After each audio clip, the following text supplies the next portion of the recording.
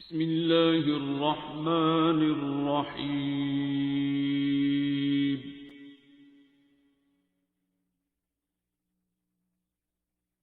अर्रहमान। Thank you so much for coming sir. तो आज हमारा बहुत हॉट टॉपिक है, हम हार्ट के बारे में डिस्कस करेंगे। तो आप मुझे ये बताएं कि दिल की मेजर बीमारियां कौन कौन सी हो सकती हैं। दिल जिस्म के अंदर गोश्त का एक छोटा सा लोथड़ा है। ये बस जहन में रखें कि अगर ये बीमार हो जाए तो सारा जिस्म बीमार हो जाता है। ठीक है, कहने को ये छोटा सा एक मुट्ठी बराबर ऑर्गन है, यहाँ पे ऐसे पड़ा होता है और ये मूवमेंट है, इसको रेस्ट नहीं करता, ये इसने सोना नहीं होता। ठीक है, थकता नहीं है। इस किस्म में पूरी बॉडी के अंदर खून को पंप करना है। इसका एक स्पेसिफिक किस्म का स्ट्रक्चर है। 4 खाने हैं, 4 चेम्बर्स हैं, उनके दरमियान में एक वन वे वेल्व लगे हुए हैं। ठीक है, ये जो आम कहा जाता है ना जी वाल बांधने, ये वो गलत टर्म यूज होती है। वो खून की शरियानें बंद होती हैं। जो वाल हैं, वेल्व जो हैं, ये चारों चेम्बर्स के अंदर ऐसे दरवाजे हैं जो वन वे हैं। एक से खून दूसरे में जाता है, वापस नहीं आना चाहिए। वापस आए तो हम कहते हैं लीक कर गया। और उसको उतना पूरा नेचुरली खुलना चाहिए ताकि पूरा खून गुजरे। अगर वो फंस जाए, उसका कब्जा फंस गया, वो तंग हो गया कुछ बीमारियों में, तो उसे हम स्टीनोसिस कहते हैं। बैक अगर आए तो उसे हम कहते हैं रिगर्जिटेट कर रहे हैं। उसकी वजह से फिर पीछे पाइपों पे प्रेशर आता है, अगर ऐसा हो जाए तो। अच्छा, ठीक है, और ब्लड प्रेशर क्रिएट हो रहा है या प्रेशर बहुत फॉल कर जाता है। तो ये जो हार्ट का अपना स्ट्रक्चर है, ये 4 खानों के साथ उसकी दीवारें हैं गोश्त की, उन दीवारों को पंप करने के लिए अपनी भी खुराक चाहिए। तो पूरे जिस्म का खून दिल के अंदर से गुजरता है, लेकिन वो उसके किसी काम का नहीं होता। जब वो पंप मारता है तो पूरे जिस्म को खून जाता है, फेफड़ों में जाता है। राइट साइड से जब राइट चेम्बर्स करते हैं तो फेफड़ों में जाता है, ऑक्सीजन लेता है, कार्बन डाइऑक्साइड वहां छोड़ता है और लेफ्ट साइड के चेम्बर्स में आता है। और वो पंप मारते हैं तो शारक के जरिए, और फिर आगे पूरे जिस्म में सर से लेके पांव तक खून जाता है और फिर वापस आता है राइट साइड पे। बिल्कुल ठीक है। इस दौरान जितनी उसमें गजाइयत होती है और ऑक्सीजन होती है वो छोड़ता है सर के बालों से लेके पांव के नाखून तक, और वापस कार्बन डाइऑक्साइड लेके फिर राइट साइड पे आता है और क्लियर करता है। लेकिन इस सारे काम में जितना खून वो पर पंप या सर्कुलेट कर रहा है, वो दिल के अपने किसी काम का नहीं है। ट्रैफिक सार्जेंट के इर्द गिर्द गाड़ियां हैं, बैंकर के पास पैसे ही पैसे, लेकिन उससे किसी काम के नहीं है। उस गाड़ियां उसकी नहीं है। जिस तरह ये मेरे हाथ के ऊपर आप देख रहे हैं शरियाने हैं या खून की नालियां हैं, इस तरह जो दिल के पट्टे होते हैं, इनकी अंदर दोनों तरफ मिल के 3 बड़ी नहरें या 3 बड़े जो हैं पाइप्स हैं, उनसे छोटी छोटी नहरें आगे निकल रही हैं, छोटे छोटे पाइप्स निकल रही हैं, जो उसके पट्टे को, दिल का जो पट्टा है, उसको ताकत, ऑक्सीजन और सारा कुछ देती हैं। कब? जब दिल वापस रिलैक्स करता है, पंप करने के बाद खुलता है, जब फिर खून आता है, तो उस रेस्टिंग फेज में वो जो जरा सा रेस्ट उसको मिल रहा है, उसमें जो खून वापस प्रेशर से पाइप पंप कर थोड़ा सा वापस गिरता है, तो वो उसका जो फाइनल डोर है, उसके अंदर सुराख ऐसे बने हुए हैं कि वो नहरें जो हैं उनके अंदर वो खून वापसी पे गिरता है, बचा खुचा खून मिलता है उसको। माँ की तरह खुद आखिर में खाता है। ठीक है, अब इन नालियों के अंदर अगर घी जम जाए, ऑयल्स या शुगर है, मीठा शीरा जम जाए, ये चीजें खून को थिक कर देंगी, गाढ़ा सा बन जाएगा। एक तो उसको पंप मारना मुश्किल है, ऊपर से इन नालियों के अंदर नॉन पल्सेटाइल जो बॉडी में जा रहा है वो पल्स के साथ जा रहा है, वो ट्रेवल करता है, हम नब्ज फील करते हैं। इसमें बैक प्रेशर से वापस आ रहा है, उसमें पल्स नहीं है, जोर नहीं है। तो इन नालियों में जरा सी भी रुकावट आएगी तो खून रुक जाएगा, तो उसके पट्टे को खून नहीं जाएगा तो एंजाइना होगा, दर्द होगी। ठीक है, एंजाइना बहुत और कॉमन है, एंजाइना दिल की दर्द को कहते हैं। ठीक है, जब उसमें खून की कमी होगी, वहां ऑक्सीजन और जरूरी चीज नहीं पहुंच रही, खुराक नहीं पहुंच रही, शुगर नहीं पहुंच रही, तो दिल में दर्द होगी।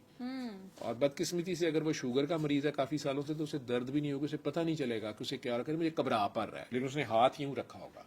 दिल की दर्द अमूमन इस तरह नहीं होती कि आप उंगली रख के कहेंगे मुझे यहाँ दर्द हो रही, वो दिल की दर्द नहीं होती। ठीक है, वो पट्टे की हो सकती है, हड्डी की हो सकती है, लंग की हो सकती है, खुराक की नाली की हो सकती है, गैस की हो सकती है।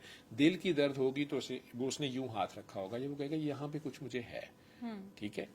जो होता बिल्कुल सेंटर में है, थोड़ा सा लेफ्ट साइड को ज्यादा उसका पार्ट होता है, लेकिन दर्द ज्यादा लेफ्ट साइड पे जाती है, लेकिन राइट साइड के बाजू में भी हो सकती है, गर्दन में भी जा सकती है, दांत में भी जा सकती है। और उसको सांस लगता है कि जैसे सांस आ नहीं रहा, शायद सांस हवा रुकता की कमी है, ऑक्सीजन की कमी है, हालांकि सांस ले रहा होता है, फेफड़े उसके ठीक होते हैं, क्योंकि खून नहीं मिल रहा उसको, उसके पट्टे को, ठीक है। तो उसकी विगर, उसकी ताकत पंप करने की, प्रेशर मेंटेन रखने की, वो खराब हो रही है। उसके अंदर जो बिजली का सिस्टम है जिसने उसको चलाई रखना है, ऑटोमेटिसिटी, ये माँ के पेट में 40वें दिन अचानक स्विच ऑन होता है। अच्छा। ये आज तक डॉक्टर्स को नहीं पता कि कैसे होता है, क्यों होता है, और फिर आखिरी सांस तक वो धड़कता है। इसे कहते हैं ऑटोमेटिसिटी। ये दिल के पट्टे का एक खास है जो बाकी जिस्म में नहीं है।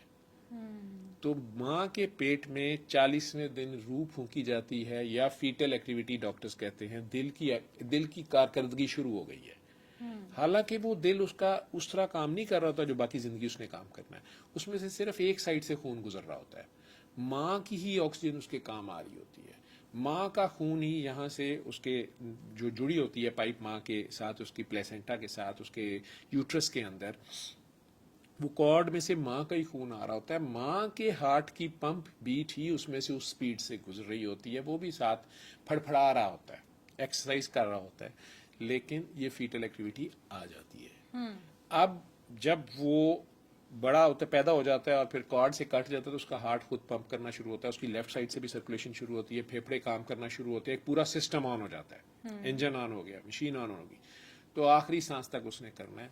एक बात याद रखिएगा, आपका खुदा न खास्ता किसी भी इंसान का ब्रेन खत्म हो जाए, एक्सीडेंट हो गया, उसे कहते हैं ब्रेन डेड, वो बिल्कुल डेड हो गया, कोई हिस्सियात नहीं है, लेकिन उसका हार्ट चल रहा है, उसे मसनूई सांस की मशीन पे डॉक्टरों ने आईसीयू में लगाया हुआ है, या उसके जिस्म में कोई इन्फेक्शन हो गई, कोई भी मसला हो गया, बहुत सीवियरली सिक हो गया, खून सारा निकल गया, गलत ऑपरेशन हो गया, या बीमारी ऐसी फैल गई, ब्रेन डेड हो गया किसी भी वजह से, या गुर्दे डेड हो गए हैं, या लिवर डेड हो गया है, कोई मर्जी ऑर्गन, लंग्स डेड हो गए हैं या फेल हो गए हैं, फेलियर का लफ्ज हम बोलते हैं, liver failure, kidney failure, heart failure, lung failure, ये फेलियर तक ठीक है, लेकिन दिमाग टोटल डेड हो गया, आप उसे ब्रेन डेड कहेंगे, लेकिन उसे डेड नहीं कहेंगे।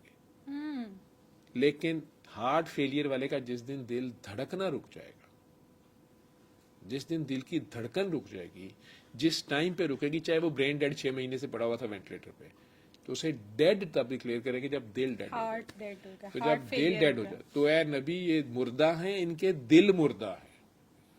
तो ये दिल मुर्दा वो हैं जिनमें एहसास नहीं है।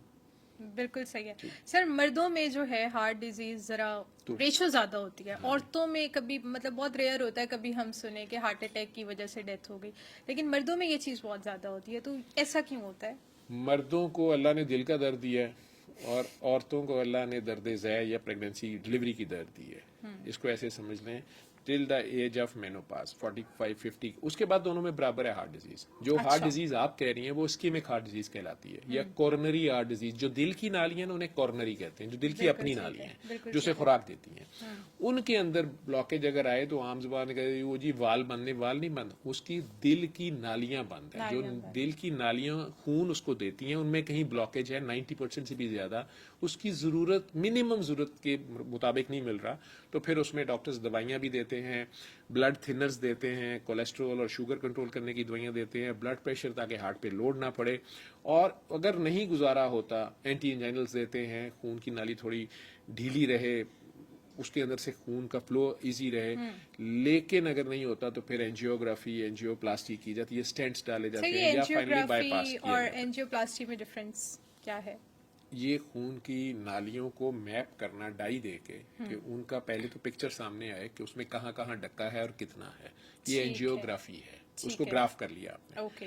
अब उन्हें खोलना है, पुराने जमाने में कैथेटर डाल के उसको हवा बैलून के साथ खोलते थे उस तंगी को, उसे कह देते थे एंजियोप्लास्टी कर रहे हैं। लेकिन अगर आप वहां पर एक स्प्रिंग, जैसे बॉल पॉइंट्स में स्प्रिंग होता है, वो स्टेंट है, तो वहां पर अगर स्टेंट पहुंचा दी जाए कैथेटर के जरिए, यहाँ से बाजू से या यहाँ से मेजर खून की नाली के जरिए उसे पहुंचाया जाता है, टांग से भी यहाँ से की जा सकती है, तो वो एंजियोप्लास्टी से अगला स्टेप है स्टेंटिंग कर दी, ठीक है, उसे कहते हैं परक्यूटेनियस, स्किन के जरिए इम्प्लांट कर दिया वहां पे, वो जो तंगी थी उसके अंदर आपने स्प्रिंग रख दिया, ठीक है, एक पुली का काम वो दे रहा, तो वहां से ब्लड फ्लो दोबारा मेंटेन कर दिया जहाँ डका था। ठीक है। वहाँ कई लोगों में वो मल्टीपल जगह पे होता है, ये ऐसी जगह पे होता है जहां तक स्टेंट पहुंचानी मुश्किल है, ऐसा एंगल है, तो फिर बाईपास ऑपरेशन भी किया जाता है। तो हार्ट को खोल के यहाँ से दरमियान से आपकी ये बोन जो है इसे काटा जाता है, ये जो आपका रिब केज है ये इस तरह कब्जे हैं पीछे रिब्स के लगे हुए, ये ऐसे स्प्रेडर से खुल जाते हैं, अंदर हार्ट पड़ा हुआ चल रहा है,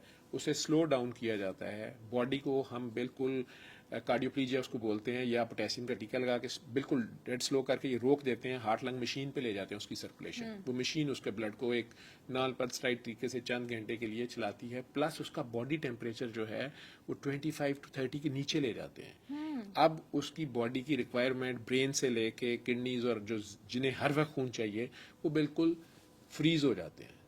फ्रीज हो जाते हैं तो उन्हें कोई रिक्वायरमेंट नहीं है ऑक्सीजन या कुछ भी नहीं है, तो उस दौरान सर्जन उसके ऊपर स्टिचिंग करता है हार्ट को, ठीक है, तो हार्ट को बिल्कुल रोक के ऊपर स्टिचिंग करनी है, क्योंकि अदरवाइज वो हिलता रहेगा तो टांका कहीं से कहीं चले जाएगा। बड़ा बड़ा स्किलफुल काम है, इसलिए हार्ट सर्जन्स जो होते हैं वो बहुत ज्यादा चार्ज भी करते हैं, उनका बनता भी है, ठीक है, और थोड़े से लिटिड भी होते हैं, वो हार्ट सर्जन होते हैं, ठीक है।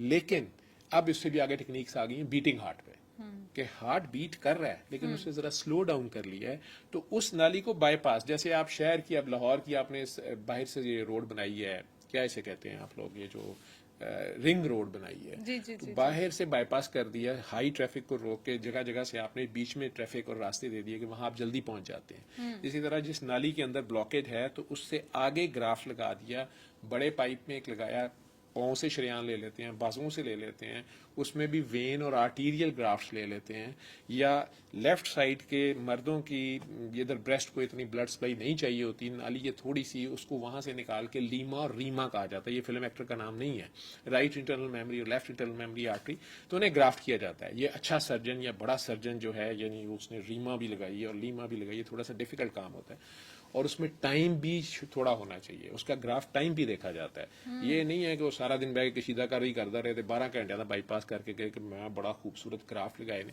फिर आप ये सोच लें कि इस नाली के ऊपर आपने रबर ही, मतलब वो गोश्त पोश की नाली लगानी है, जहां वो जुड़े वहां किंक ना आए, वहां किंक आएगा तो वहां फिर टर्बुलेंस होगी और वहां फिर क्लॉट आ जाएगा।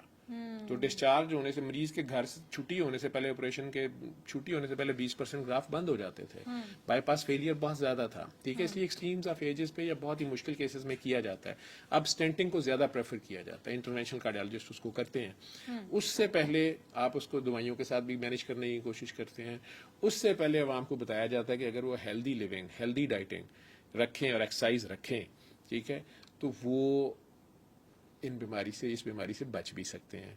प्लस औरतों और मर्दों का जो फर्क है वो टेस्टोस्टेरोन और एस्ट्रोजन का है, इसलिए खवातीन को मैं सख्ती से मना करता हूँ कि ओरल कॉन्ट्रासेप्टिव्स या हार्मोनल टैबलेट्स ना लें। वो अल्लाह की तरफ से जो उन्हें प्रोटेक्शन है उसमें इंटरफेयर करती है, तो उनकी क्लॉटिंग ज्यादा हो जाती है, ब्रूजिंग शुरू हो जाती है, टांगों में क्लॉट, ब्रेन में क्लॉट और हार्ट में क्लॉट आते हैं, और उनके भी अंदर हार्ट अटैक फिर जल्दी या यंग एज में डेथ भी हो सकती है, ठीक है। प्रेगनेंसी में भी ये हार्मोन सारे ऊपर नीचे हुए होते हैं, इसलिए औरत का इतना बड़ा दर्जा है कि उसके पाँव के नीचे जन्नत आ जाती है एक प्रेगनेंसी के बाद, एक बच्चा डिलीवर करने या उसको पैदा करने के बाद, क्योंकि वो सर पे कफन बांध के ये सारा काम करती है।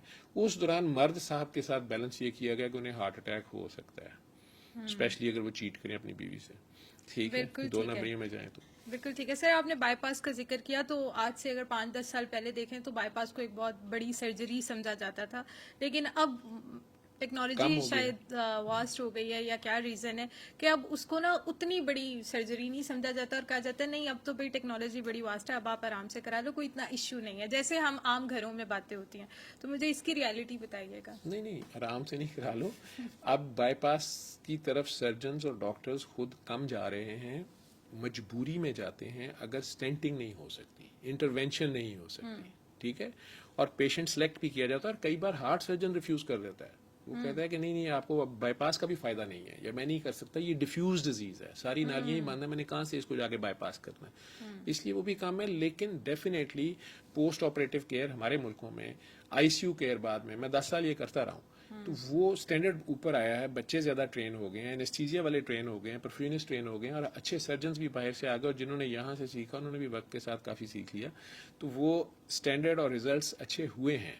लेकिन उससे प्रेफर किया जाता है स्टेंट को जितना ज़्यादा, और उससे पहले जितना ज़्यादा दवाई पर रह सके, और उससे पहले जितना ज़्यादा प्रिवेंशन कर सके, बिल्कुल एहतियातें कर सके। लेकिन तो स्टंट बेहतर भी है। आप कितने, मतलब मैक्सिमम कितने स्टंट्स हो सकते हैं? मतलब एक पेशेंट को एक साल में 1-2 स्टंट्स डल गए, नहीं नहीं, उसके हर बाद साल नहीं डालने हैं। नहीं नहीं नहीं हर साल नहीं, लेकिन उसके बाद उसने स्मोकिंग नहीं छोड़ी, उसने इस तरह की चीजें नहीं छोड़ी, वो दोबारा से उसको हार्ट प्रॉब्लम हुआ, उसको डॉक्टर ने कहा जी अब आपको एक दफा दोबारा से स्टंट आपका ऐड होगा, लेकिन उसके बाद फिर क्या है कि मतलब ऐसा हो सकता है कि आप अपनी हैबिट्स भी चेंज नहीं कर रहे और आप कह रहे हैं कि बस हम अब स्टंट्स के सहारे ही जिंदा रह लें। नहीं तो स्टंट्स के सहारे फिर अगर उसको खुदा न खास्ता दोबारा अटैक हो जाता है, स्टंटिंग के बाद भी हो जाता है, साल 2 साल के बाद या जल्दी भी, उसकी लिविंग स्टैंडर्ड पे, उसकी स्ट्रेस लेवल पे भी कम कर रहा है, उसकी बाकी मल्टीपल फैक्टोरियल्स हैं, शुगर है उसकी नहीं कंट्रोल हो रही, या कोई और भी मसाइल हैं, या लाइफ ही इतनी स्ट्रेसफुल है, तो फिर दोबारा एंजियोग्राफी करके देखा जाता है। कई बार स्टेंट के अंदर ब्लॉक आ जाता है। वैसे तो जो अच्छी स्टेंट्स हैं, ड्रग इल्यूटिक स्टेंट्स जरा महंगी हैं, वो ही अब डाली जाती हैं, प्रेफर की जाती हैं, और मरीज को फिर ये बताया जाता है कि आपने ये जो ब्लड थिनर है ये नहीं छोड़नी, ये खाते रहना है, या कोलेस्ट्रॉल की और शुगर का इलाज साथ जारी रखना है, ब्लड प्रेशर कंट्रोल रखना है। हमारे ऐसे ऐसे बादशाह लोग हैं कि वो ब्लड थिनर भी छोड़ देते हैं, छोड़ देते हैं, ठीक है। मेडिसिन नहीं खाते। इसी तरह दूसरी बीमारियां जो यंग बच्चों में होती हैं, कि उसको गला खराब हुआ था, रोमेटिक हार्ट डिजीज उसे बोलते हैं, या वो जरासीम का जहर जो था उसके हार्ट के वेल्व्स को पड़ा, उसका वेल्व बहुत लीकी था या बहुत तंग था, तो उसमें लोहे के वेल्व डाले जाते हैं, या इंसानों के जो मर गए, यंग एज में मर गए, या डोनेट कर गए, या उनके हार्ट से निकाल के वेल्व, बायोप्रोस्थेटिक वेल्व्स भी डाले जाते हैं, जानवरों से भी या इवन सुअर से भी लेके वो बनाए जाते हैं पोर्सिन वेल्व्स भी अब बेहतर प्रेफर किए जाते हैं, मेटालिक वेल्व्स यंग लोगों में, उसमें भी ब्लड थिनर दिया जाता है कि नहीं तो ये वेल्व जो है इस पे जंग लग जाएगा, उसको समझाने के लिए कहते हैं इसमें जंग लगेगा, क्लॉट आएगा, ये बंद हो जाएगा तो घर ही मर जाएगा। इवन देन हमारे लोग वो दवाई रोज शाम 6 बजे वो खानी होती है, 1 या 2 या आधी गोली या 2.5 गोलियां, उसको लेवल बताया होता है कि ये तुम्हारा INR का या पीटी का टेवर इतना होना चाहिए, तुमने 15 दिन या महीने बाद ये कराते रहना है, तो माशाल्लाह ठीक रहोगे सारी जिंदगी। वो फिर गोली छोड़ देता है, फिर क्लॉटिंग करा के आ जाता है, कई बार फालिज करा के आ जाता है, या ज्यादा गोलियां बादशाह लोग ने, मैं क्या 2 दिन नहीं सी खा दिया, आज मैं 5 इकट्ठियां खा लिया ने, वो नीचे से भी खून जारी हुआ, ऊपर से हुआ, या ब्रेन हेमरेज हो गई है, अब आ गया है, तो वो हार्ट के वेल्व्स के अंदर मसला होता है।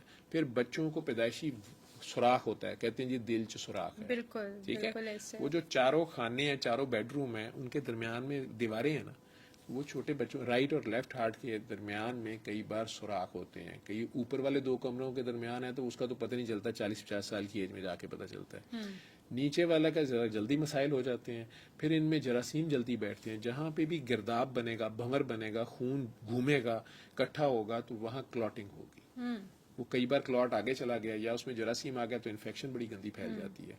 ये भी हार्ट ही की बीमारी है, लेकिन मेन हार्ट की बीमारी जैसे आप लोग समझते हैं वो इस्केमिक हार्ट डिजीज है, जो हमारे माशरे में कॉमन भी है, शुगर वालों में, ब्लड प्रेशर वालों में, कोलेस्ट्रॉल वालों में, मोटो में, बैठे रहने वालों में, हार्मोनल इम्बैलेंसेस वालों में वो ज्यादा है, स्ट्रेसफुल लाइफ में ज्यादा, सदमा एकदम पहुंचा दिया उन्होंने, हार्ट अटैक हो गया, बिल्कुल ऐसे, ठीक है। बिल्कुल ऐसे। फिर हार्ट की अपनी बीमारी है जिसमें हार्ट का रिदम लाइफ है ना, तो दिल का रिदम अगर खराब हो जाए, उसका तालमेल खराब हो जाए, चारों खानों में जो खून घूम रहे हैं वो इरेगुलर तरीके से हो रहा है, उससे भी क्लॉट बन जाता है, उससे भी फालज और गुर्दे फेल और आंतों में क्लॉट और ये सारा कुछ हो सकता है, टांग काटनी पड़ सकती है। तो ये सारी बीमारियां गूगल से पढ़ के अपने ऊपर नहीं तारी करनी, वो डॉक्टर के पास ही जाना है, लेकिन वाइड यही करना है कि healthy living style, diet healthy, exercise और स्ट्रेस ना लें। बिल्कुल ठीक है सर। दिल की बीमारियां होने की मेजर रीजंस क्या बनती हैं? सिर्फ हमारे डाइट या स्ट्रेस, या इसके अलावा भी कोई ऐसी रीजंस हैं जिनका हमें पता नहीं है, अवेयरनेस नहीं है? नहीं, अवेयरनेस में पता लोगों को अब है, जैसे स्मोकिंग से मना किया जाता है, अल्कोहलिज्म से मना किया जाता है, सब्सटेंस अब्यूजेस, ये नशे वशे जो हैं, ये सारे, इनमें से बहुत सी ऐसी चीजें हैं जो यंग बंदे को ले जाती हैं, मर जाता है, घर में ही मर जाता है, ओवरडोज के साथ मर जाता है। ये सारी अपनी जगह पे हैं। मैंने कहा ना कि कुछ स्ट्रक्चरल डिफेक्ट्स हैं जो बाय बर्थ भी उसमें आ रहे होते हैं, जल्दी डॉक्टर्स को पता चल जाते हैं, उन्हें बता देते हैं कि ये ऑपरेशन से ही ठीक होंगे, या ये ऑपरेशन से नहीं लेकिन एक सर्टन एज पे जाके ऑपरेशन करा लेना, या इसमें ये डिवाइस लगा लो, बैटरी पेसमेकर लगवा लो हार्ट के रिदम के लिए। कुछ हैं जो बाद में डेवलप करती हैं, जैसे हार्ट की डिजीज, अभी इंसान को इसके 100% नहीं पता। आप स्मोकिंग को भी 100% उसमें इंक्रिमिनेट नहीं कर सकते, लेकिन उसकी एसोसिएशन देखी गई है कि जो सिगरेट ज्यादा पीते हैं, अल्कोहल ज्यादा लेते हैं, नशे उनमें ज्यादा है, ठीक है, या जो ज्यादा डाइट जैसे फास्ट फूड डाइट ले रहे हैं, या एक फिजिकल एक्टिविटी कम है, या स्ट्रेसफुल लाइफ है, उन लोगों में ये बीमारी ज्यादा है। तो उसकी एसोसिएशन उसके साथ है, चाहे वो उसकी वजह नहीं है, उसमें ज्यादा टेंडेंसी है। फिर कुछ एंडोक्राइन डिजीज उसे कह लें, या हार्मोनल इम्बैलेंसेज हैं, जैसे थायराइड उसका फंक्शन कम कर रहा है, तो उसके कोलेस्ट्रॉल लेवल्स और वैसे ही बहुत ज्यादा हो जाएंगे और ब्लड थिक हो जाएगा, तो वो भी उसको हार्ट डिजीज हो सकती है। फिर दिल के पट्टों की अपनी बीमारी होती है, एक तो बनने में ही उसमें प्रॉब्लम आ जाती है, बहुत मोटे होते हैं तो वो पंप नहीं उतना मार सकते, उसमें अंदर खून उतना नहीं समा सकता, वो स्टिफ हो जाते हैं, और उसकी इलास्टिक जरूरत से ज्यादा टाइट होगी, हार्ट की जो इलास्टिक ऐसे समझ लें, और अगर वो जरूरत से ज्यादा ढीली पड़ गई, कार्डियोमायोपैथीज हम उन्हें बोलते हैं, दिल फैल गया है, तो वो भी हार्ट फेलियर से चला जाएगा। फिर फेफड़ों की कुछ बीमारियां हैं जिनकी वजह से दिल की राइट साइड के ऊपर ज्यादा प्रेशर आ जाएगा, उसमें भी सिगरेट बहुत ज्यादा रोल है उसका प्ले करती है, तो वो राइट साइड का हार्ट फेल हो जाएगा, पाँव पे सोजें, टांगों पे सोजें पड़नी शुरू हो गई और सांस खराब होना शुरू हो गया, ये भी बीमारी उसी में शामिल है। हेल्दी लिविंग के लिए हेल्दी हार्ट बहुत जरूरी है, और दिल में कहते हैं अल्लाह रहता है, रब्बुल आलमीन रहता है, तो रहमतुल आलमीन भी हर जगह साथ होते हैं, तो अगर वो दोनों इकट्ठे रहें साथ और आप उनके साथ रहें तो दिल की बीमारी नहीं होती। बहुत सारे यंगस्टर्स को बहुत जल्दी सांस चढ़ने लग जाता है, उनकी एक्टिविटी इस तरह की नहीं भी होती, लाइक उनको बात करते करते भी बहुत जल्दी हार्ट बीट उनकी तेज हो जाती है, उनको सांस चढ़ना शुरू हो जाता है, इसकी रीजन उसमें उसे हम पैनिक अटैक भी कहते हैं, एंजाइटी भी होती है, समटाइम्स वो सिंपल एंजाइटी होती है, समटाइम्स वो हेल्थ एंजाइटी है, उसने पढ़ लिया कहीं से, उसने किसी अंकल को हार्ट अटैक होते देख लिया या सुन लिया है, अब वो हर वक्त बैठा कर मुझे भी हो रहा है, उनके सिम्टम्स सुन लिए हैं कि हार्ट अटैक से पहले उनका सांस फूला था। अगर दिल की दर्द किसी को होती है या किसी को शक पड़ ही गया है, तो वो दिल में अनयूजली प्रेशर आ रहा है, बोझ आ रहा है, दिल एकदम से मतली सी हो रही है, या सांस लग रहा है बंद बंद हो रहा है, पसीने ठंडे आने शुरू हो गए हैं और दिल पे बोझ आ रहा है, वो ज़रूर डॉक्टर के पास जाए। एस्प्रिन की आधी गोली मुंह में रख ले, अगर उसे कभी उससे एलर्जी नहीं हुई है, पहले भी खा लेता था, डिस्प्रिन की गोली रख ले, ज़रूर हॉस्पिटल जाए, ईसीजी कराए, या ब्लड का एक टेस्ट होता है ट्रोपोनिन जो 4 घंटे बाद पॉजिटिव आएगा, अच्छा डॉक्टर उसे पिक भी कर सकता है कि नहीं ये रियल हार्ट ही है, हार्ट में प्रॉब्लम आ रही है, हार्ट साउंड सुन के उसे पता चल सकता है। नहीं एंजाइटी है तो वो हल्की सी को ट्रैंक्लाइजर उसे दे देगा, तसल्ली माइसिन दे देगा, और बहुत श्योर होना है उसने तो 4 घंटे बाद फिर ईसीजी भी करेगा, ब्लड टेस्ट भी करा लेगा। लेकिन आप अपने आप को सेव करने के लिए ये जरूर करें कि आप घर से ही थोड़ी खांसी जरूर करें डीप उससे हार्ट की तरफ ब्लड जरा ज्यादा जाना शुरू होता है। एक्सर्शन फौरन छोड़ दें, एक्सरसाइज या उस वक्त कोई वजन उठा रहे हैं, कुछ कर रहे हैं, छोड़ दें, सीढ़ियाँ ना चढ़ें, दूसरे को बता दें, वो आपको आराम से गाड़ी में बिठा के वो ले जाए, या बुला लें एम्बुलेंस को। आपकी एक्सर्शन जितनी कम होगी हार्ट पे उतना कम लोड होगा, ठीक है। आप जब आंखें ही बंद करते हैं तो हार्ट की बीट जो है वो 10 की स्पीड से 10, यानी अगर वो 80 पे चल रहा था पर मिनट तो वो 70 पर मिनट पे आ जाएगा, सोते हुए और 60 पे आ जाएगा, तो उसकी डिमांड भी उतनी कम हो जाएगी ना, रिक्वायरमेंट भी उतनी कम हो जाएगी। तो आप उसको थोड़ा सा रेस्ट दे दें। एंजाइना के पेशेंट्स को पता होता है कि अगर वो फौरन रुक जाते हैं, बैठ जाते हैं, तो उनका एंजाइना बेहतर हो जाता है, या जुबान के नीचे गोली नाइट्रेट्स हम उन्हें कहते हैं वो रख लेता है या स्प्रे कर लेता है, तो वो 5 मिनट के अंदर अंदर उसकी खून की नाली दोबारा से ढीली पड़ के उधर खून की, क्योंकि कई बार वो प्रोटेक्शन में भी टाइट हो जाती है, ठीक है। तो एंजाइना उसे कहते हैं दिल की दर्द, उसे दिल की दर्द होती है तो बेसिकली दर्द उसकी दोस्त होती है, वो उसको बता रही होती है कि कोई मसला है तो ज़रा बैठ जाओ यार, ठीक है, रेस्ट कर लो। सर बहुत सारे लोग कहते हैं कि ये खुद से आप टैबलेट भी ना रखें, इससे आपको फालिज होने का भी शायद खतरा है, या ऐसा कोई इससे सीन सर है? दर्द होती है बहुत ज्यादा, कुछ लोगों को सर दर्द होती है, और ये आप डॉक्टर से, अगर डॉक्टर आपको प्रेस्क्राइब करे कि आपको हार्ट ही का मसला है, आपको एंजाइना ही होता है, तो आपने ये मेडिसिन रखनी है। डॉक्टर ने नहीं कहा तो आप खुद से ना रखते रहे, वो जो साइकी के पेशेंट बन जाते हैं ना खाम खा। नहीं होता है ना कि अगर अब आपको घर बैठे कोई ऐसा प्रॉब्लम फील हुआ है और आपको लग रहा है कि नहीं भी ये मुझे हार्ट का ही प्रॉब्लम हो रहा है, तो वो जल्दी से खुद तो से भी आप टैबलेट रख खांसी लेते करें, हैं। डिस्प्रिन की आधी गोली रख लें मुंह में, और लेकिन हॉस्पिटल जाएं, एक अच्छे डॉक्टर को दिखा दें, हार्ट की फैसिलिटी में चले जाएं या किसी भी अच्छे हॉस्पिटल की इमरजेंसी में चले जाएं, वहाँ डॉक्टर आपको अपने तरीके से असेस करेगा, ईसीजी भी हो जाएगी। आपको अब ये सिम्टम अपने याद कर लें, और अगर आपको अच्छा डॉक्टर होगा, खामखा आपको डरा नहीं रहा, तो वो आपको बता देगा कि यार ये आपने सिर्फ आप खौफ खा गए, ये हार्ट का मसला नहीं है।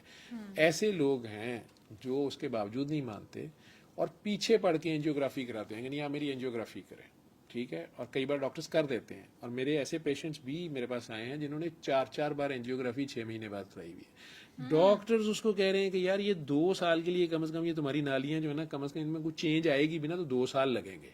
अब ये एंजियोग्राफी करी है तो मैंने वो फिर किसी और डॉक्टर के पास जाके 6 महीने बाद फिर एंजियोग्राफी करा। जेब में पैसे होने चाहिए, दिमाग में खराबी होनी चाहिए, तो वो भी होते हैं पेशेंट्स। ठीक है, बिल्कुल ठीक है।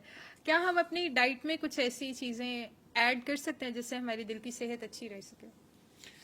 हलाल डाइट हो, पहले किसी को खिला लें फिर खुद खा लें, पाक भी कर लें, साफ डाइट है लेकिन उसे पाक भी कर लें। ठीक है। उसके साथ आप उसमें ज्यादा मुरगन ग़िज़ाएं ना लें, एक भूख रख के खाएं, कभी पेट भर के ना खाएं। मैदा जो है ये दिल का सबसे पहला दोस्त होता है। दिल को जब भी खून की कमी आती है, मैदा अपनी खून की नाली जो है उसे उधार देता है दिल को, थोड़ा सा खून डाइवर्ट उधर करने देता है, या दिल खुद भी छीन के ले लेता है। इतनी यारी दोस्ती है इनकी आपस में, इकट्ठा मैदे के ऊपर ही दिल बैठा होता है। तो वो इतनी दोस्ती है कि वो पहले कहता है यार इधर फड़ा, चाहे उसको जरूरत है। तो वो मैदा अब अगर फौरन काम करने लगा, अभी आपने खाना खाया है तो उसको चाहिए, उसने उसको खुराक को हजम करने के लिए गूंदना है, तो उसकी फिजिकल एक्टिविटी का टाइम आ गया है, उसे 3-4 घंटे के लिए वो चाहिए। अब आपने मैदे को भी ओवरफिल कर लिया है तो उसको ज्यादा जोर लगाना पड़ेगा, तो वो दिल से जो उसने उधार खून उसे दिया हुआ था वापस मांगेगा। दिल बेचारे को पहले ही, और ये काम भी उसके ऊपर आ रहा है, दिल ने ही प्रोवाइड करना है, तो दिल देगा नहीं, दोनों की खंचातानी में एंजाइना हो जाएगा। तो मरीज कहते हैं डॉक्टर साहब मुझे खाना खाने के बाद दर्द होती है, मुझे कहते हैं पोस्ट प्रेंडियल एंजाइना। ठीक है, तो फिर हम उसे कहते हैं कि आपने भूख रख के खाना है। सरकारी द्वारा तो बता गए लेकिन कौन मानता है, तो 4 घंटे बाद फिर खा लेना यार, दोबारा भी वजीर आजम बन सकते हो, क्या हो गया, मतलब थोड़ा खा लो। बिल्कुल ठीक है। वजीर आजम नहीं, मतलब घर में बैठे खा सकते हैं आप, तो थोड़ा खा लें आप, लेकिन एक वक्त में पेट ना भरे, क्या आपको डकार की गुंजाइश भी ना मत खाएं। ठीक है ना। तो वो जब आप थोड़ा खाते हैं तो मैदा जो है वो थोड़ा काम करता है, लेकिन दिल पे लोड नहीं आता, और दिल को जो उसने उधार दिया हुआ वापस नहीं लेता देगा, तो दिल का गुजारा चल रहा होता है, यारी दोस्ती चलती है। लेकिन मजबूरी ना कर दें आप दोस्त को। बिल्कुल सही है। एक्सरसाइज करने से भी हमारी दिल की बीमारी का खतरा थोड़ा कम हो जाता है? खतरा कम भी हो जाता है और एकदम से अटैक हो भी सकता है। कि अगर आपको डॉक्टर ने बताया कि आपको क्रिटिकल लीजन है और आप स्टेंट डलवा लें, या आपको वेल में ये मसला है, आपने इस लेवल तक की एक्सरसाइज करनी है, आपने वॉक करनी है, लेकिन आपने हैवी एक्सरसाइज नहीं करनी, और छड्डो जी डॉक्टर डरांदे ही ने, ठीक है, वो मैं तो जी वेट चुक्या कुछ भी नहीं होया, दूसरे दिन भी कुछ नहीं होया, तीजे दिन जड़ा होना सी हो गया, दसन जोगा भी नहीं रहा। ठीक है, तो उसमें आप एक्सरसाइज जरूर करें, डॉक्टर ने जो बताया वो करनी है, डेली वॉक और वो सारा कुछ करें, ताकि पूरे जिस्म में खून का दौरा होगा।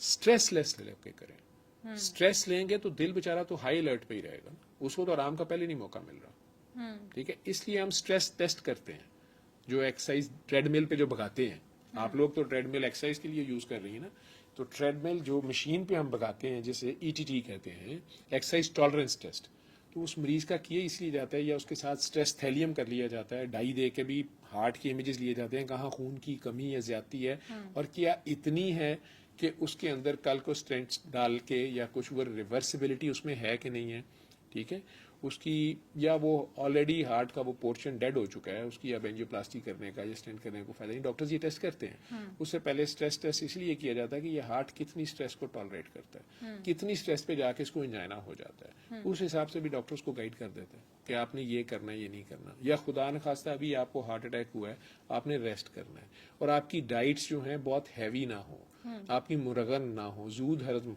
खुराक हो आपकी, और आपने जी अभी सिर्फ वॉशरूम जाने की इजाजत है पहले वीक में, और आपने बेड पे रेस्ट करना है, दूसरे वीक में डॉक्टर इंसिस्ट कर रहा होता है कि नहीं अब आप घर में थोड़ा चला फिरा करें। ठीक है, अगर आपको एंजाइना होता है, हम एंजियोग्राफी की तरफ जाएंगे। एक एंजियोग्राफी तो हार्ट अटैक के पहले घंटे में अगर आप पहुंच गए तो फौरी की जाती है, अच्छे सेंटर में जहाँ हार्ट सर्जरी की भी फैसिलिटी है, तो उसे प्राइमरी PCI हम उसे बोलते हैं, कि फौरी तौर पे उसे स्टेंट डाल दिया तो उसके हार्ट की डैमेज को बहुत कम आप रख सकते हैं या बचा सकते हैं मेजर डैमेज से। लेकिन अगर वो लेट पहुंचा है तो फिर उसको बाकी जरूरी तिबी इमदाद दी जाती है, एंजियोग्राफी बाद में की जाती है, और फिर स्टेंटिंग और वो सारा कुछ किया जाता है। लेकिन उसे गाइड कर दिया जाता है कि आपने जी महीने के बाद आप अपनी बीवी के पास भी जा सकते हैं, या सेक्सुअल एक्टिविटी रिवाइव कर सकते हैं। लेकिन वो साहब जो हैं वो कह रहे हैं कि नहीं मैंने अभी जिम जाना है, वो फिर अपने आप को तंग करेंगे, जख्मी दिल को भी तंग कर लेंगे, या महीने बाद भी वो बेड से नहीं हिल रहा, वही मुझे कुछ हो जाएगा, ये साइकोलॉजिकल बिहेवियर्स है। ठीक है, तो उसको जरूर अब एक्सरसाइज भी करना है, चलना फिरना भी है, और ताकि वापस वो लाइफ में आए, और उसका दिल जो है जब चलेगा, काम करेगा, नॉर्मल नेचुरल परफॉर्म करेगा, तो उसके अंदर इंटरनल एबिलिटी भी होती है हीलिंग की, ऑटो बाईपास भी हो रहे होते हैं, नए ब्लड वेसल्स भी बन रहे होते हैं, तो वो बनते हैं। लेकिन बाकी चीज़ें उसमें फिर दिल के मसले में वही आ जाएगा कि उसकी सोच पॉजिटिव हो, स्ट्रेस कोप करने की एबिलिटी हो, स्ट्रेसफुल लाइफ ना रखे, टेंशन ना ले, प्लस क्योंकि उससे एड्रेनलिन क्रिएट होगी और वो उसके हार्ट के ऊपर और स्ट्रेस लाएगी, हार्ट बीटिंग बढ़ा देगी, पैनिक क्रिएट कर देगी, प्लस उसकी डाइट जो है वो बैलेंस्ड हो और ओवर ईटिंग ना हो, प्लस उसकी जेन्युइन एक्सरसाइज हो एक मॉडरेट लेवल पे रहते हुए, और इसके साथ वो दवाई जो भी डॉक्टर ने दी है वो भी टाइम पे वो अपने ले, और मुकर्ररा मिकदार में जो डॉक्टर ने बताई है वो ले। और अगर डॉक्टर्स कह रहे हैं कि नहीं अब ये स्टेज आ गई है कि यहाँ पे स्टेंट डालें, कई कुछ डॉक्टर्स भी ज्यादती कर जाते हैं, जी हेल्थ कार्ड दे मुफ्ती पैना पुआ लो, वाई मुफ्त में, अगर उसको जरूरत नहीं है, जितना नेचुरल रह सकते हैं उस पर रहें, या बाईपास करा लें, ये ज्यादतियाँ होती हैं, उससे फिर काम खराब होता है, सारी फिर उसमें बदनाम होते हैं। लेकिन बहरहाल ज्यादातर डॉक्टर्स जो होते हैं वो आपको सही मशवरा दे रहे होते हैं।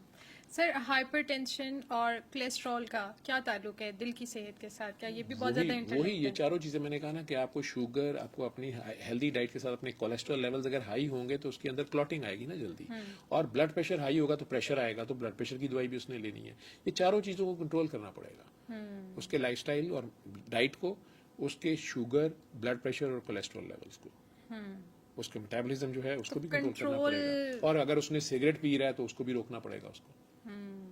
ठीक है, क्योंकि उसकी निकोटीन और जो दूसरे उसके अंदर सिगरेट के अंदर और बहुत से ऐसे मादे हैं जो बॉडी को डिफरेंट जगह पे तंग करते हैं। कैंसर, बहुत से कैंसर हैं जिसमें स्मोकिंग की एसोसिएशन आ गई है। इसी तरह हार्ट डिजीज में बड़ी स्ट्रांग है, लेकिन ऐसे डॉक्टर्स भी हैं, बाईपास भी हुए हुए हैं मेरे उस्तादों में से, और साथ सिगरेट भी चोरी छुपे दफ्तर में तो पी जाते हैं, कहते हैं घर बेगम तंग करेगी, कहते की करिए यार अभी जरूरी है, बिल्कुल सही। पी भी लेते हैं, क्या हो सकता, फिर मरीज खराब होते हैं, कहते डॉक्टर साहब आप पी देने। तो ये तो है, अब किसी को आप ज़बरदस्ती तो नहीं कर सकते, लेकिन ये वो सजेशंस हैं। अब गूगल का पॉजिटिव फ़ायदा लें कि आपको अगर डॉक्टर ने वो डायग्नोज कर दिया है तो आप उसके बारे में अच्छा लिटरेचर पढ़ें और उसको अपनी लाइफ पे सिर्फ इम्प्लीमेंट करें अपने डॉक्टर की हिदायत के मुताबिक, खुद साइकी के पेशेंट ना बन जाए। बिल्कुल लेकिन ठीक है। दिल के मरीज अगर आप बन जाते हैं तो आपकी वर्किंग कैपेसिटी भी डाउन होती है, घर में भी एक फियर होता है, और एक 24 घंटे दिमाग में ये सोच पे डोमेकली सोड जो है आप पे लटक रही होती है कि किसी वक्त भी अटैक जो है वो जानलेवा हो सकता है, हो सकता है आप घर से अस्पताल तक ना पहुंचे, किसी वक्त भी वाइंड अप हो जाए।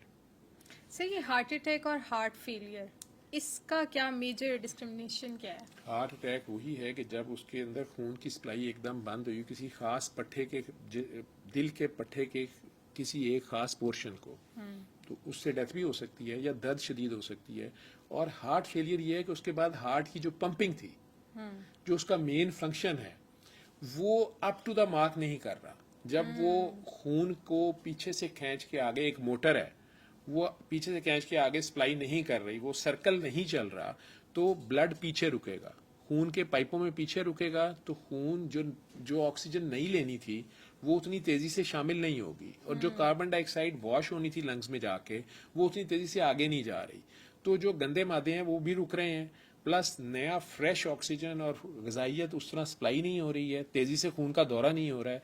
हार्ट जिस वक्त उसका पंप बैठेगा, उसकी इजेक्शन फ्रैक्शन उसे कहते हैं कि वो एक बार में जो उसमें खून आ रहा है उसने उसमें से 60-70% को थ्रू करना होता है आगे, वो उसकी बजाय 30 और 20% रह गई है, बाकी उसी के अंदर खून रुक रहा है, फिर वो पीछे फेफड़ों में रुक रहा है, तो फेफड़ों में पाइप से बाहर आएगा, फेफड़े गीले हो जाएंगे तो कहेंगे पल्मोनरी एडीमा हो गया, फेफड़ों में पानी आ गया, उससे बैक पे जाएगा तो लिवर फूल जाएगा, पेट में या टांगों पे जो है स्वेलिंग पड़ जाएगी, ठीक है, और पाँव पे सोजे पड़ जाएंगे कि ये हार्ट फेलियर, सीसीएफ, ये कंजस्टिव हार्ट फेलियर है, ठीक है। दोनों ही पंप, दोनों राइट लेफ्ट के उसके चेंबर्स दोनों ही काम नहीं कर पा रहे, तो उसकी वजह से चाहे वो वेल्व तंग होने से हुए हैं, वेल्व लीक होने से हुए हैं, या दिल का पट्टा जो है वो वीक होने से हो गए हैं किसी वजह से, उसकी वजह से जो हार्ट की पंपिंग एबिलिटी है जब वो कंप्रोमाइज कर दे तो कहेंगे हार्ट फेलियर हो गया, हार्ट का फंक्शन अब नहीं कर रहा ना वो, तो वो फेल हो गया, ठीक है।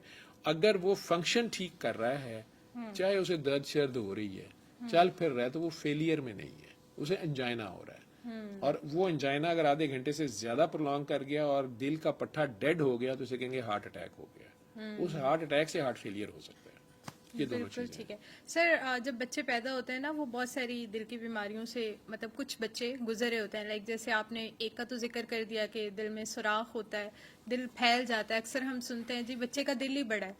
तो इनके पीछे रीजंस क्या होती हैं? क्या इस चीज को रोका जा सकता है कि ये बस अल्लाह ताला की तरफ से ही होता है? नहीं, अल्लाह ताला ने किसी को बीमार बच्चा दे के क्या करना है? ठीक है, अल्लाह ताला ने तो 40वें दिन अमानत रख दी। वो 9 महीने माँ और बाप ने उसके साथ क्या सलूक किया, माँ किस कंडीशन से गुजर रही थी। जो पढ़ी लिखी कौमें हैं, जो पढ़े लिखे घर हैं, वहाँ माँ को बहुत अच्छा एनवायरनमेंट दिया जाता है, उसको एक हेल्दी लिविंग दी जाती है। सिर्फ हेल्दी डाइट ही नहीं, उसको स्ट्रेस नहीं दी जाती। लेकिन अगर माँ शदीद स्ट्रेस में है या नशा कर रही है या उस तरह की मेडिसिन ले रही है या शदीद गुस्से में है, इसको ऐसे समझ लो कि उसके अंदर 2 खून हैं जो मिक्स हुए हैं, बाप और माँ का, ददियाल और ननिहाल का। 2 मोबाइल कंपनियों ने मिलकर एक सिम बनाई है, अभी वो प्रोजेक्ट तैयार हो रहा है। उसमें एक कंपनी के सिग्नल्स और दूसरी के आपस में लड़ाई हो गई है, तो वो बच्चे का हार्ट भी डेवलप नहीं होगा जिस तरह बाकी बॉडी भी नहीं डेवलप होगी। तो बच्चा बीमार नहीं होता, माँ बाप ही बीमार होते हैं। ठीक है, आप आटा गूंदते हुए उसमें पानी की बजाय थोड़ी शराब डाल दें तो बाद में खानी तो पड़ेगी, तो इफेक्ट तो आएगा। तो वो मनफी सोच, वो नफरत जो है, माँ को जो गुस्सा चढ़ गया ससुराल वालों पे या अपने खामद पे, या बाप हराम कमा के ला रहा है या बाप को उस पे गुस्सा, उसे टॉर्चर दे रहा है, तो उस बच्चे पे भी टॉर्चर हो रहा है। तो स्ट्रक्चर जो है वीक होगा। बेस जब जिस इमारत की बुनियाद जो है उसमें कमजोरी आ गई, तो वो इमारत जो है फिर जब तैयार होगी तो वो कमजोर होगी। इसी तरह उसका दिल भी जो है वो डिफेक्टिव होता है। ऑटोम्यून डिजीजेस बड़ी जल्दी बच्चों में आती हैं जब वो इस ऐसे माहौल में बढ़ते हैं। तो लड़कियों में एक बीमारी बहुत ज्यादा है, वो जो सिंग गाने गाती है गोरी, मुझे उसका नाम भूल गया, SLE बीमारी जिसको हो गई थी, तो ल्यूपस एरिथमेटोसिस जिसे कहते हैं, या आर्थराइटिस है, जुवेनाइल आर्थराइटिस बच्चों में हो जाता है, या और भी ऑटोम्यून डिजीज हैं। इनकी बेसिस यही हैं कि उनका थॉट प्रोसेस में नफरत, हेट्रेड होती है। वो फिर बड़े होके माँ के साथ बाप से नफरत करते हैं मिलके, या बाप से मिलके ना माँ से करते हैं। सिंगल पेरेंट के साथ रह रहे हैं और वो उसे कह रहा है कि दूसरा जो था ना वो बड़ा हरामी था। तो बच्चा उससे नफरत कर रहा है तो वो अपने 50% से नफरत कर रहा है, वो अपनी बॉडी पे नफरत कर रहा है, तो उसके इफेक्ट आएंगे उसके ऊपर। ठीक है, इसी तरह जो बच्चा बाय बर्थ इस तरह पैदा हो रहा है, डॉक्टर्स ने उसमें कई जरासीम को भी इंक्रिमिनेट किया है कि माँ के वेजाइनल एरिया में ही कुछ ऐसे बग्स होते हैं, ऐसे जरासीम होते हैं जो अगर बच्चे के साथ मिक्स हो गए तो बच्चे को डिफेक्ट्स हो सकते हैं। बाय बर्थ अंधा भी बेचारा हो सकता है, और वो सारा कुछ। वो सारी चीजें, वो जरासीम आए कहाँ से, वो क्यों आए, वो बाकी औरतों में क्यों नहीं है? ठीक है, अगर उसके मल्टीपल सेक्स पार्टनर्स है, वहां से भी मसला हो सकता है। उसकी हेल्दी लिविंग नहीं है, वो सफाई सुथराई का ख्याल नहीं रख रही, पाकी का ख्याल नहीं रख रही, या बाप भी ऐसा हरामी है, तो ये सारे इफेक्ट्स आएंगे। लेकिन ये बातें मैंने तो कर दी हैं, डॉक्टर्स नहीं करेंगे। डॉक्टर्स ये बातें आपको कोई नहीं किसी को कहेगा। ठीक है, आपके पास मरीज आ गया, वो कहेंगे हाँ जी अल्लाह दी मर्जी। अल्लाह की मर्जी ये है कि अल्लाह ने जो कानून बनाए हैं वो नहीं चेंज करेगा। फिलहाल इस दुनिया में रहने के लिए उसने जो डूज और डोंट्स बता दिए हैं, जो कुरान बता दिए है, जिन लॉज पे ये यूनिवर्स खड़ी है उसके बारे में आपको बता दिया, ये करना ये नहीं करना। आप उसके बावजूद कर रहे हैं। आप मोटरवे पे 200 की स्पीड पे गाड़ी चला के गाड़ी उल्टा के बैठे हुए हैं, तो वो ट्रैफिक पुलिस वालों ने नहीं उल्टाई है। तो वो क्या क्या बीमारी हो सकती है जो बाय बर्थ बच्चों में आ जाती है दिल की? उनका दिल जो है, हो सकता है उसका स्ट्रक्चर ही ठीक नहीं बना, 4 खानों की बजाय 2 खाने हैं, दरमियान वाली दीवारें नहीं बनी। वो कहते हैं इनके अंदर सुराख हैं और बहुत बड़े बड़े सुराख हैं। ठीक है, उसके अंदर उसके जो ऑटोमेटिसिटी का जो स्ट्रक्चर, जो केबल उसके अंदर थी जिसने पूरे हार्ट को एक रिदम से कॉन्ट्रैक्ट कराना था, वो कंडक्शन में ही डिफेक्ट है, हार्ट बीटिंग ही उसकी डिस्टर्ब है बाय बर्थ ही। ठीक है, छोटे होते उसे पेसमेकर लगाना पड़ रहा है, या उसके हार्ट की इलास्टिक वीक है, मसल्स की, वो बिल्कुल फैला हुआ हार्ट है, वो लोड उठा ही नहीं सका, जल्दी उसकी डेथ हो गई। या वो बहुत ही स्टिफ हार्ट है, जरूरत से ज्यादा सख्त है। कहते नहीं बड़े सख्त दिल का बंदा है, कहता अब्बा बड़ा सख्त दिल था सी, तो अब्बे का बच्चा भी फिर हो जाएगा। ठीक है, तो वो पट्टे उसके बहुत स्टिफ हैं, तो वो उतने कंप्लाइंट नहीं है कि उसके अंदर ब्लड पूरा आए और वो फिर आगे पंप करे, तो वो भी जल्द ही बेचारा मुख्तलिफ बीमारियों का शिकार हो जाएगा। जब दिल ही कमजोर है तो बाकी आर्गन्स को पूरा खून नहीं जब मिलेगा तो वो भी ग्रो नहीं कर सकेंगे। वो भी उतने स्ट्रांग नहीं होंगे, उनका फंक्शन भी उतना अप टू द मार्क नहीं होगा, तो उसके कॉन्सिक्वेंसेज तो सफ़र करने पड़ेंगे उस बेचारे को। तो जो बाय बर्थ इस तरह की दिल की डिजीजेस होती हैं, तो ये कितने % चांसेस होते हैं कि ये ठीक हो सकें? इनमें कुछ करेक्टेबल होती हैं, ऑपरेशन करके डॉक्टर्स उन्हें ऑपरेट कर लेते हैं।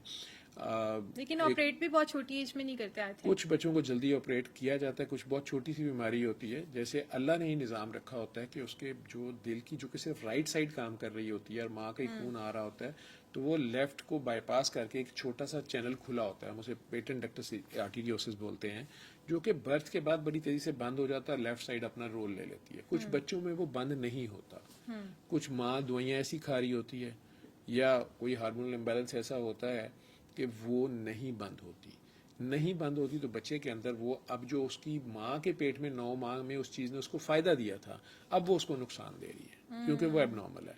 उसको जो ही जल्दी पता चलता है, डॉक्टर स्टेथ से सुनते हैं, तो वो जब पता चल जाए तो बिल्कुल ऐसे ही है जैसे अपेंडिक्स का ऑपरेशन है, उसका यूँ समझें कि हार्ट का एक छोटा सा माइनर ऑपरेशन है, वो छोटे बच्चे पे भी कर दिया जाता है। उसको एक गिराई मारनी होती है, छोटे साइड से खोल के भी मार देते हैं, कर देते हैं। लेकिन इसी तरह वेल्व हैं उसके, उन्हें दोबारा रिकंस्ट्रक्ट भी किया जा सकता है जो लीकी हो गए हैं, या उन्हें टोटल चेंज किया जाता है। जो दिल के अंदर सुराख जिसे लफ्ज़ बोला जाता है, वो ऊपर वाले जो 2 खाने, छोटे खाने जो हैं दिल के, उनके अंदर सुराख हो, तो उसमें अब इस तरह के डिवाइसेस आ गए हैं कि ओपन हार्ट सर्जरी करने की बजाय एंजियोग्राफी की तरह वो एम्ब्रेला उसमें डाल दी जाती है, डिवाइस डाल दिया जाता है, वो वहाँ जाके स्टक कर दिया जाता है और वो दोनों साइडों को बंद कर देता है। तो बड़ा अच्छा वो तालमेल कायम हो जाता है वापस। लेकिन बड़े वाले खाने जो हैं, नीचे वाले जो मेजर खाने हैं हार्ट के, उनके अंदर वो सुराख छोटा मोटा बहुत ही माइनर से और आवाज़ बहुत आ रही है, तो डॉक्टर्स कहते हैं खैर आप वो कुछ नहीं है, बस आप कभी कोई ऑपरेशन कराएं, दांत का प्रोसीजर कराएं, गायनी का प्रोसीजर कराएं, तो अपने डॉक्टर को बताएं मुझे VSD है, मुझे ये है, ताकि वो एंटीबायोटिक पहले से दे दें, वहाँ जाकर कोई इन्फेक्शन ना बैठे। अदरवाइज आपको कुछ भी कराने की जरूरत नहीं है।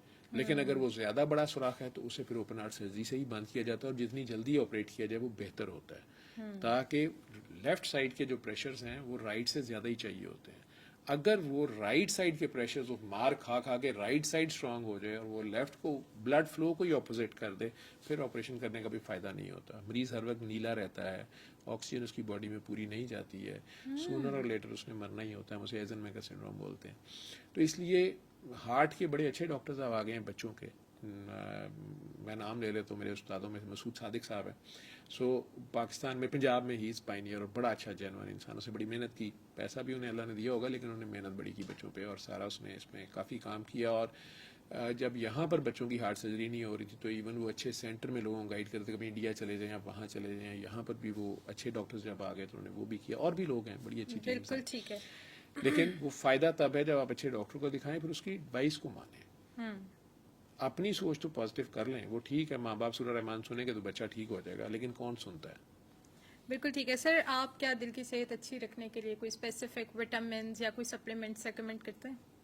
नहीं, अपने Q10 एंजाइम और इस तरह की चीज़ें बताई जाती हैं लोगों को खामखा उस साइड पे ले जाने के लिए। अपनी डाइट अच्छी रखें और अपनी सोच अच्छी रखें, और अपनी फिजिकल एक्टिविटी जो है वो ज़रूर रखें, वो अपनी रात की नींद ज़रूर पूरी करें।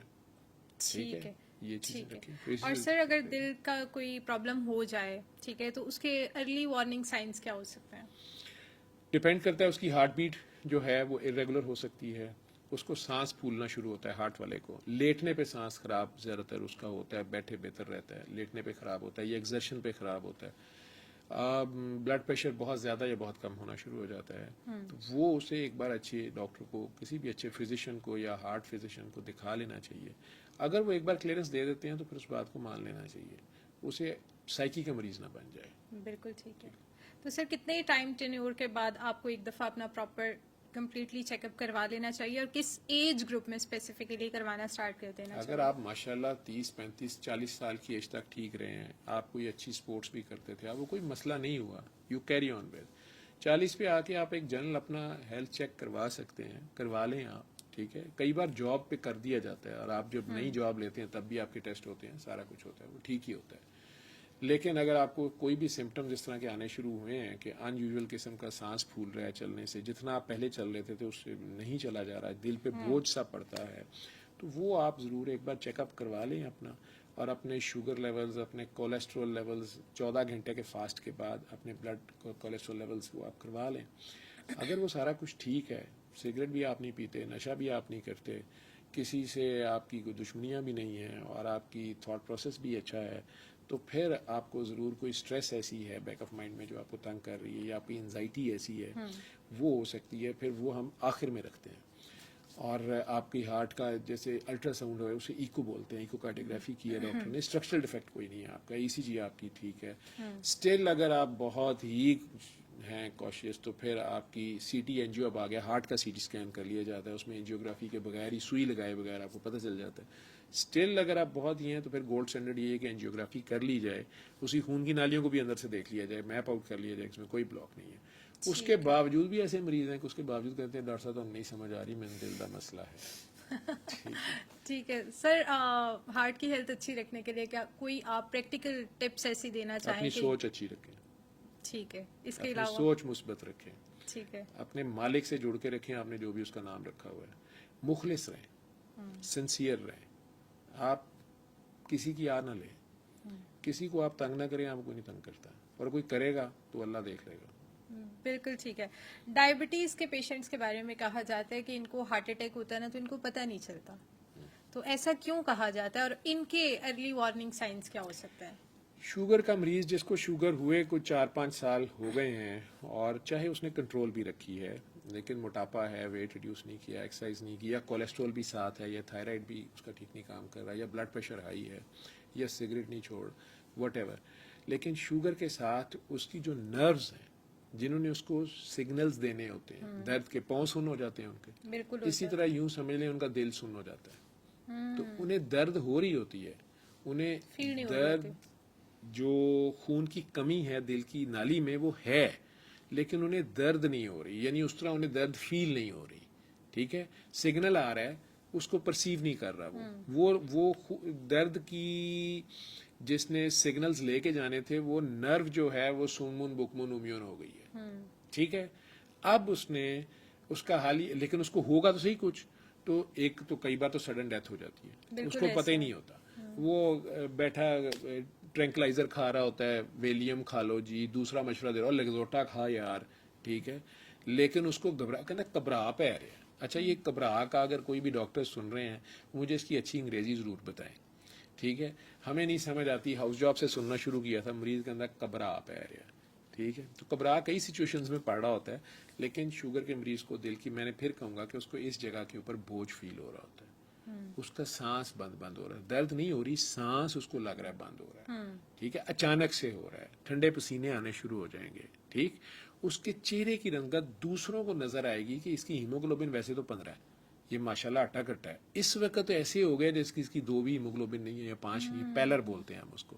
ठीक है, चेहरे का रंग उड़ जाएगा उसका, पीला हो जाएगा, खौफ में जैसे हो जाता है, क्योंकि हार्ट एकदम से चूंकि खुद स्ट्रेस में गया है और हार्ट सोच के खून पंप करना शुरू हो गया है, तो खून का दौरा जो है चूंकि हार्ट की तरफ कम आ रहा है, तो बाकी सारी बॉडी में इंटेंस वेसोकंस्ट्रिक्शन हम उसे बोलते हैं, वो ब्रेन अपनी तरफ से करने की कोशिश करेगा, यार दिल को सारे खून उधर दे दो, 2 मिनट तुम सारे रहने दो।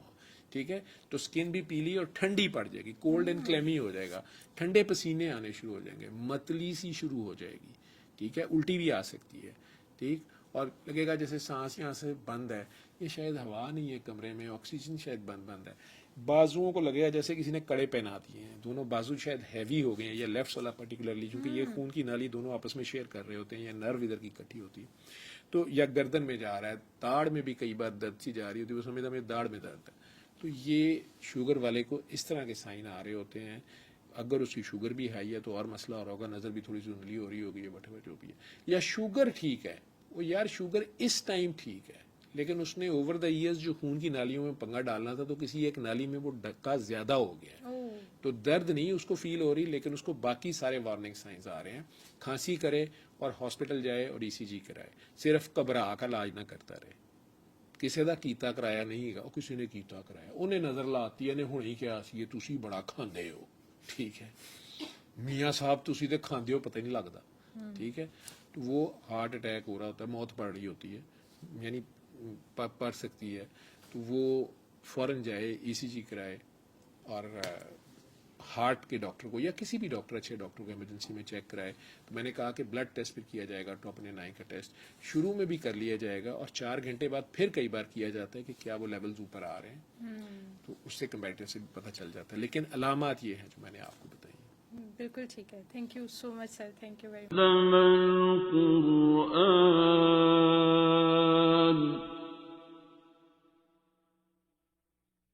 خلق الإنسان